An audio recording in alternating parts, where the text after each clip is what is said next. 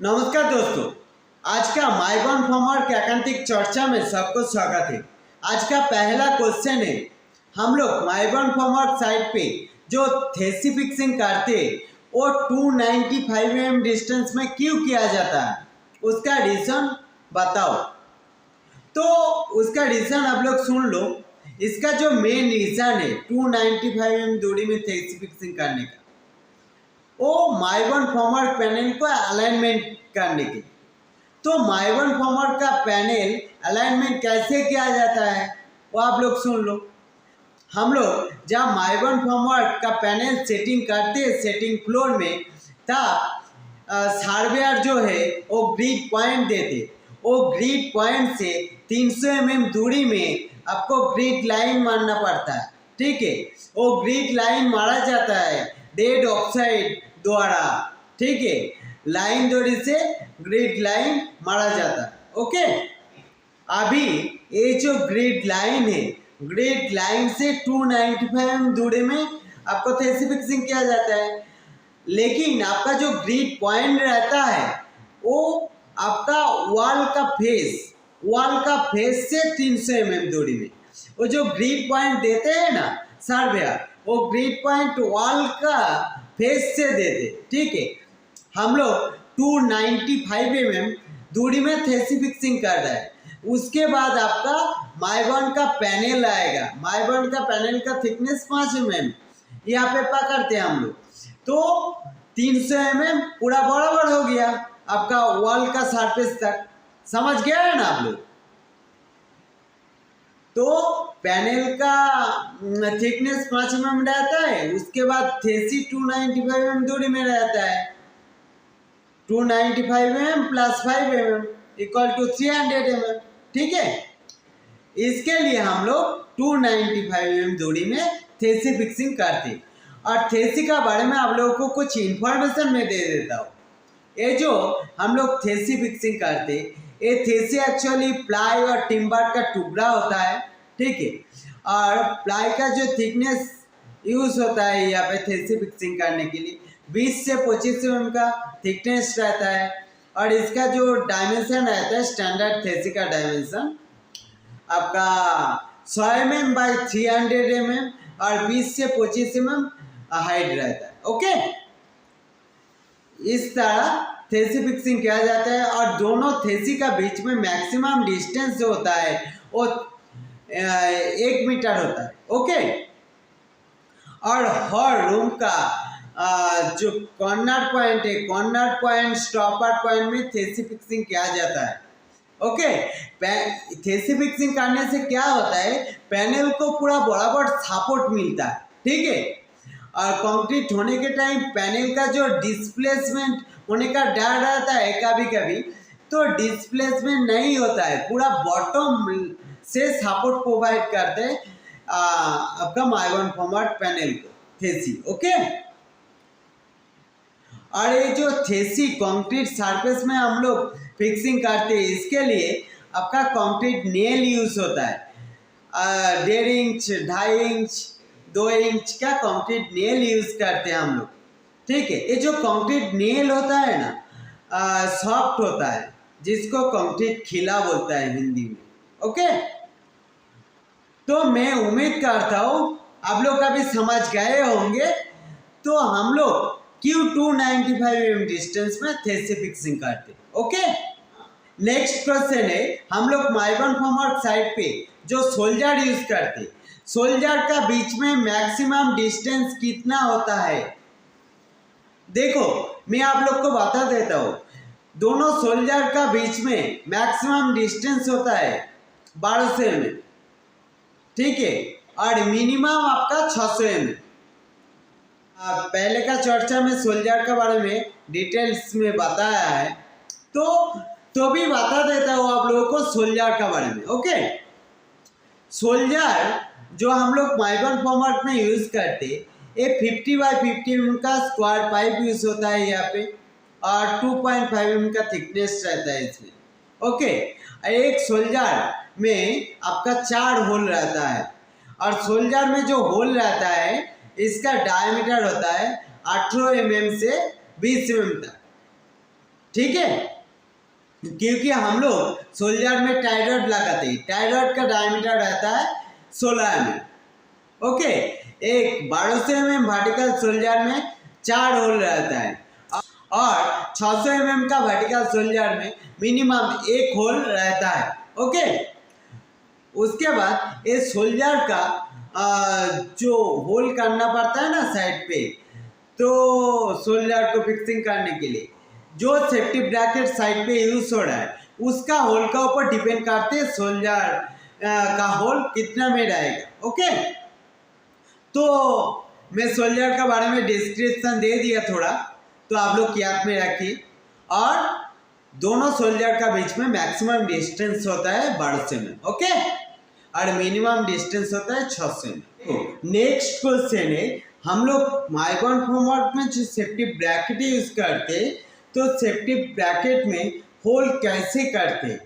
ठीक है, ब्रैकेट जब फिक्सिंग करते हैं ना, ब्रैकेट फिक्सिंग करने के लिए होल कैसे करते हैं? एक दोस्त ने पूछा ये सवाल, तो आंसर आप लोग सुन लो। तो अगर आप माइबॉन्ड फॉर्मवर्क साइट पे सेफ्टी ब्रैकेट फिक्सिंग करने के लिए होल कर रहे हो, तो कुछ चीज़ ध्यान में रखना पड़ेगा आपको। वो क्या क्या चीज़ है? एक नंबर, आप जो सेफ्टी ब्रैकेट साइड पे लगाएंगे वो सेफ्टी ब्रैकेट में होल का पैटर्न देखना पड़ेगा। मतलब कितना डिस्टेंस में होल किया हुआ है वो देखना पड़ेगा। पहला होल कितना डिस्टेंस में है वो देखना पड़ेगा आपको। ठीक है, जनरली आपका ब्रैकेट का जो टॉप रहता है, ब्रैकेट का टॉप से 125 mm, 150 mm, 175 mm में होल रहता है। ओके, उसके बाद आपको फ्लोर टू फ्लोर लेवल कितना है वो चेक करना पड़ेगा। उसके बाद साइड पे कितना हाइट का कीका लगा हुआ है वो चेक करना पड़ेगा, और आपका कितना हाइट का टॉप पैनल यूज हो रहा है आउटर साइड में वो चेक करना पड़ेगा। ठीक है, ये सारी चीज ध्यान रखते हुए तो आपको सेफ्टी ब्रैकेट का होल करना पड़ेगा। तो सेफ्टी ब्रैकेट का जब होल करेंगे ये ध्यान में रखना है आपको, T panel, only T panel remove करने के बाद ही हम लोग सेफ्टी ब्रैकेट फिक्सिंग कर सकते हैं। ओके, मतलब माइबॉन्ड फॉर्मवर्क में जो टॉप पैनल यूज होता है, टॉप पैनल को रिमूव करने के बाद ही हम लोग सेफ्टी ब्रैकेट फिक्सिंग कर सकते हैं। इस तरह से होलिंग करना पड़ेगा। ओके, इसके लिए आपको पहले आउटर साइड का डिस्टेंस निकालेंगे, कितना डिस्टेंस में सेफ्टी ब्रैकेट रहेगा, उसके बाद अंदर का निकालेंगे। एकदम सिंपल मेथड है, ज़्यादा कुछ नहीं है। ओके, ये चीज़ आपको हर पल ध्यान रखना पड़ेगा। आपका जो सेफ्टी ब्रैकेट रहेगा, सेफ्टी ब्रैकेट आपको 100 से 150 mm नीचे रहता है कीकर लेवल से। ठीक है, कीकर का जो लेवल रहेगा उसमें से 100 से 150 mm नीचे रहेगा। हम लोग अभी मान रहे हैं 150 mm नीचे सेफ्टी ब्रैकेट हम लोग फिक्सिंग कर रहे हैं। ओके, तो आउटर साइड का सेफ्टी ब्रैकेट का डिस्टेंस कितना है वो देख लेते हैं। हम लोग कुछ चीज़ एज्यूम करके ले रहे हैं, तो यहाँ पे एक नंबर फ्लोर टू फ्लोर है 3 मीटर 300। ओके, उसके बाद कीकर का जो हाइट का यूज़ किया है वो आपका 125 mm हाइट का कीकर है। उसके बाद जो टॉप पैनल यूज़ किया है वो 600 mm हाइट का टॉप पैनल है। उसके बाद आपका 2400 mm का वॉल पैनल है। ओके, आपको पहले क्या करना है, आउटर साइड से होलिंग डिस्टेंस कितना होता है वो निकालना है, उसके बाद अंदर साइड से निकालना है। तो आप लोग को मैं अभी आउटर साइड का जो होलिंग डिस्टेंस रहेगा वो निकालने के लिए जो फार्मूला है आप लोग को बता देते हैं। ये प्रैक्टिकल फार्मूला कोई किताब में नहीं मिलेगा आपको, तो मेरा नॉलेज आप लोग के साथ शेयर कर रहा हूँ, तो आप लोग ध्यान में रखिए। ओके, तो पहले कीकर का विड्थ, जितना mm का कीकर विड्थ यूज कियो वो विड्थ के साथ प्लस करना पड़ेगा। आप कितना mm डाउन में रख रहे हो सेफ्टी ब्रैकेट, 150 mm डाउन में रख रहे हो। उसके बाद सेफ्टी ब्रैकेट का होल पहला होल मतलब कौन सा डिस्टेंस में आप सेफ्टी ब्रैकेट फिक्सिंग कर रहे हो, वो होल का डिस्टेंस रखना पड़ेगा। ओके, मान लीजिए यहाँ पे कीकार हुई थे 125 mm। ओके, और आपका 150 mm नीचे रखा है सेफ्टी ब्रैकेट। उसके बाद आपका 150 mm में होल है कीकार का फर्स्ट होल। ओके, कितना हो रहा है?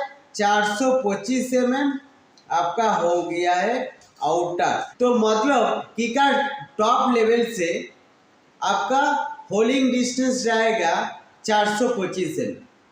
उसके बाद अंदर साइड से कैसे निकालोगे?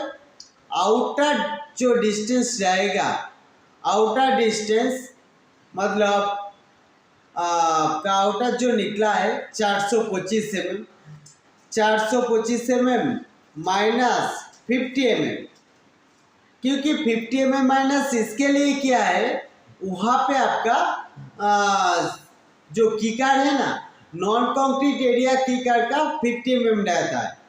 उसके बाद आपका स्लैब डेप्थ जितना रहेगा 125 mm, ठीक है, माइनस एसएल का थिकनेस 125 mm, तो डिस्टेंस आपको निकल जाएगा।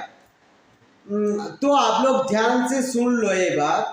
अगर आप माइबॉन फॉर्मवर्क साइट पे सेफ्टी ब्रैकेट फिक्सिंग करने के लिए होलिंग कर रहे हो तो ये फार्मूला याद में रख लो।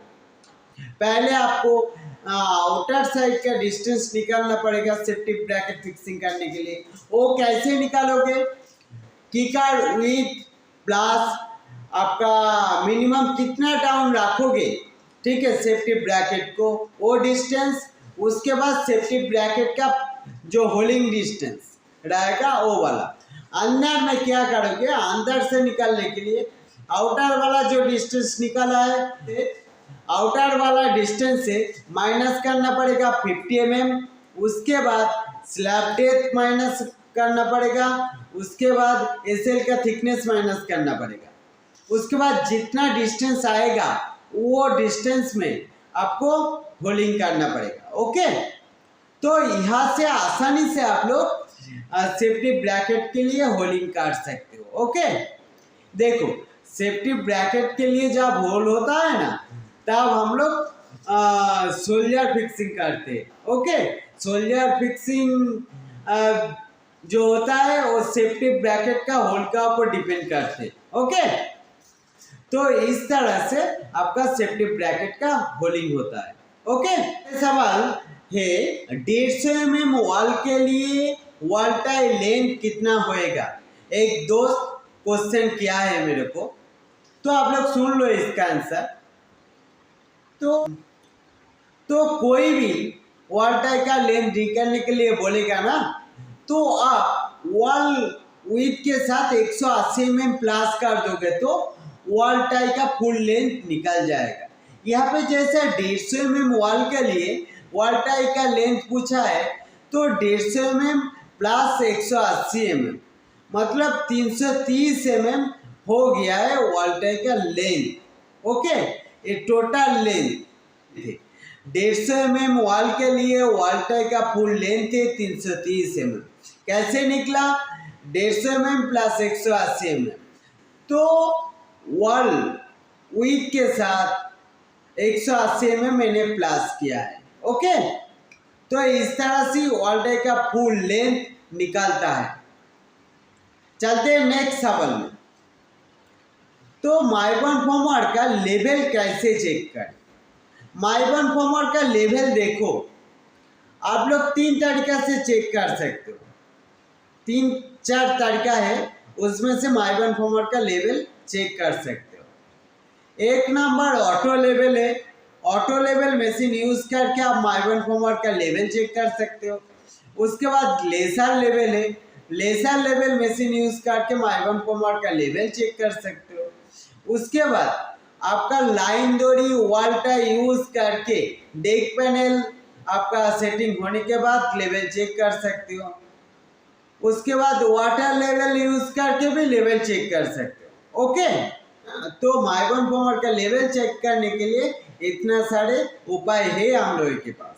अगले सवाल है, आप माइबॉर्न फॉर्मवर्क कास्टिंग होने के बाद मार्किंग कैसे करोगे, मतलब नंबरिंग कैसे करोगे आप। देखो इसका आंसर आप लोगों को बताता हूँ मैं। देखो माइबॉर्न फॉर्मवर्क का जो नंबरिंग होता है ना, वो आपका पेन से नंबरिंग होता है। ओके, कास्टिंग होने के बाद भी कर सकते हो, कास्टिंग होने से पहले भी कर सकते हो। तो पहले क्या रहेगा, तो नंबरिंग करने के लिए सबसे पहले आपको रहेगा आप कौन सा साइड में नंबरिंग से सेटिंग कर रहे हो। एक रूम मान लो, एक रूम में 4 साइड है, 1 2 3 4। यहाँ पे आपका कौन सा रूम में फिक्सिंग कर रहे हो, और रूम का नाम रहेगा पहले मान लो ए रूम में फिक्सिंग कर रहे हो ए, उसके बाद कौन सा साइड में फिक्सिंग कर रहे हो वो साइड का नंबर रहेगा, 1 नंबर साइड में। उसके बाद आपका कौन सा पैनल है, वो साइड का कौन सा पैनल है वो वाला रहेगा आपका, ठीक है। मान लो 1 नंबर, तो A11, उसके बाद A12, A13, ऐसे नंबरिंग होते चलेगा। ओके, तो पहले आपका रूम का नंबर आएगा, उसके बाद साइड का नंबर आएगा, उसके बाद आपका पैनल का नंबर आएगा, ठीक है। आज का माइबॉर्न फॉर्मवर्क एकांतिक चर्चा यहीं पे खत्म कर रहा हूं मैं। मिलते हैं नेक्स्ट वीडियो में।